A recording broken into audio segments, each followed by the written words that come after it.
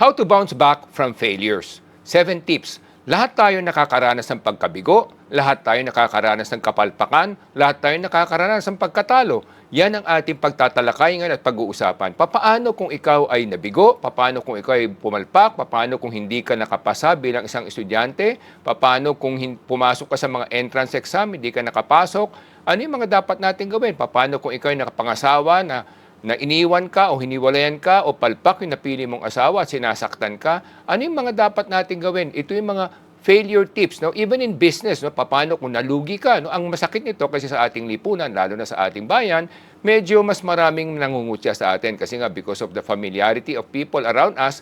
Kaya pag ikaw ay nabigo, ikaw ay nalugi, ikaw ay hindi nakapasa sa iyong entrance exam o hindi ka nakapasa sa iyong mga board exam, kung ikaw ay medical doctor o ikaw ay nurse o ikaw ay abogado sa bar exam mo at kung ano-ano pa mga subjects o na ikaw ay bumagsak, maraming mangungutya sa iyo, hindi lang mga pamilya mo, mga kapatid mo, mga kamag-anak mo, mga kaibigan mo, mga kapitbahay nyo. Usong-uso yan sa ating bayan. So ano yung mga dapat natin gawin kung tayo nakaranas ng ganitong pagkatalo? Tandaan natin, wag natin kakalimutan, kahit na yung mga sikat na tao, ay may mga dinanas na pagkatalo like si Manny Pacquiao. Pinatulog siya ni Marquez nung panahon. Pero siya ay 8th Division Champion, nagpatuloy pa rin siya. Ganon din si Pia Wurtzbach, bago naging Miss Universe yan, natalo rin niya ng ilang beses bago siya nanalong Miss Universe. No? Ganon din si Catriona Gray, natalo siya sa pagka-Miss World at pagkatapos kalaunan naging Miss Universe din siya. So maraming mga sikat na tao na natatalo at nakakaranas ng kabiguan. Ang mahalaga kung paano tayo mag-bounce back. So step 1, tip number 1, accept your mistake. Be humble. Tingnan mo saan ka nagkamali, saan ka nagkulang. Maaring meron kang pinasok na mali o maaring kung ito may isang trabaho, maaring hindi bagay yung trabaho sa iyo. Kaya hanapin mo kung ano yung para sa iyo. Kung ito naman ang negosyo, maaring nagkulang ka o maaring yung expectation mo ay napakataas. Ganon din kung sumali ka sa mga beauty contest, maaring ganon din, maaring hindi yun ang tamang panahon para sa iyo. So yun ang step number 1, accept the mistake, be humble, and then step number 2, tip number 2, para mas mabilis, no? Tip number 2, kinakailangan correct the mistake if you can. Kung kayang baguhin, kunyari trabaho to, nagkamali ka, baguhin mo. Kung sa exam naman, pwede ka mag-remedial test, why not, no? Correct the mistake if you can as much as possible. Now, kung hindi mo naman makorek yung mistake mo, step number 3, evaluate where you went wrong. Saan ka nagkamali? Saan ka nagkulang, no? Tingnan mo, isa-isa, isulat mo, isa-isa kung saan ka nagkamali. Kung ito man ay trabaho, isulat mo kung saan ka nagkamali sa iyong relasyon sa boss mo o sa trabaho mo, yung sistema mo, may methodology ka. Sa pag-aaral mo, baka naman kulang yung pinag-aralan mo o hindi tama yung inaral mong chapter, kaya ka bumagsak. So pag-aralan mo, evaluate, sulat mo isa-isa, kinakailangan maisulat mo para sa ganun malaman mo. Then pang-apat, syempre kinakailangan dumaan ka muna sa grieving moment. No? Yung tinatawag nating grieving moment, kinakailangan nating lahat yan kasi pag tayo bumagsak, lalo na kung ito'y malaking kapalpakan o malaking pagkalugi o natanggal ka sa trabaho at nahihiya ka sa mga kapitbahay mo, sa mga pamilya mo, kinakailangan mo ng grieving moment. Pero yung grieving moment na yun, huwag masyadong matagal kasi the longer it takes, the more depression kicks in. So yung grieving moment, para mapaikli mo, dapat magdasal ka, manalangin ka, magsimba ka,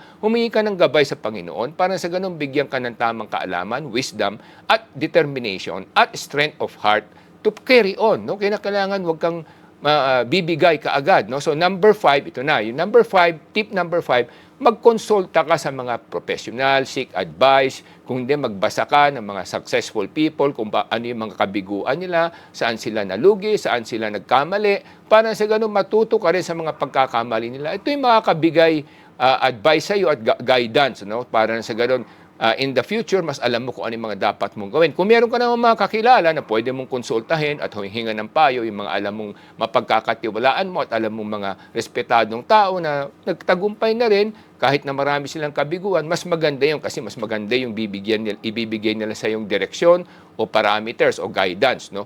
And then of course, number 6, kinakailangan i-consolidate mo yung thoughts mo. No? Kinakailangan i-retool mo yung sarili mo. Kinakailangan isipin mo kung paano mo babaguhin yung mga pagkakamali mo, kung ano yung mga dapat mong gawin. For example, ikaw ay isang teacher at bumagsak ka sa entrance exam para mas maging principal. Tingnan mo saan ka nagkamali. Is it because hindi maganda yung pakikitungo mo sa kapwa, sa mga teacher, o mali yung mga methodology mo sa pagtuturo.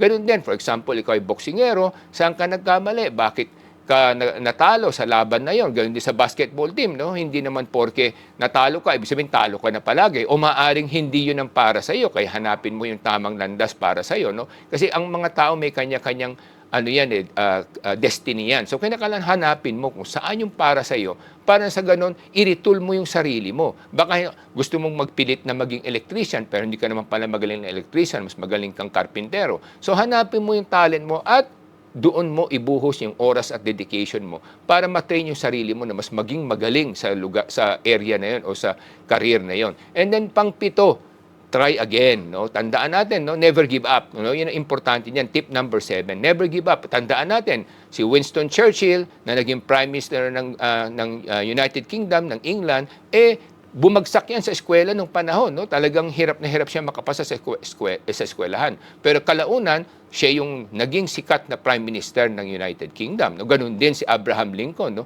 Ilang beses yan natalo sa eleksyon bago yan naging presidente ng Amerika. Ganun din sa ating bayan kung titingnan natin. No? Like sila, Senator Francis Pangilinan, nung una sumabak sa politika yan, may mga talo din dinaanan yan. But kalaunan, naging senador din siya. Ganun din yung ating ibang mayor, no? Na katulad Mayor Ahong sa Lapu-Lapu City, ilang beses din sumabak yan bago nanalo. Kasi minsan maaring hindi pa yung tamang panahon para sa'yo o maaring minsan mali yung tinatahak mong landas. So, ang importante, ang mahalaga, never give up. Kasi lahat tayo dumaranas sa pagkatalo. Katulad yan, Pia Wurtzbach, na sabi natin, si Catriona Gray na naging Miss Universe, natalo rin sila bago sila nagwagi.